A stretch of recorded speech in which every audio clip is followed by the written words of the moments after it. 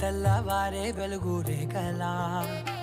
పచ్చ పచ్చ పచ్చి మట్టి బొమ్మలా అల్లి బిల్లి వెన్న పాల నురగలా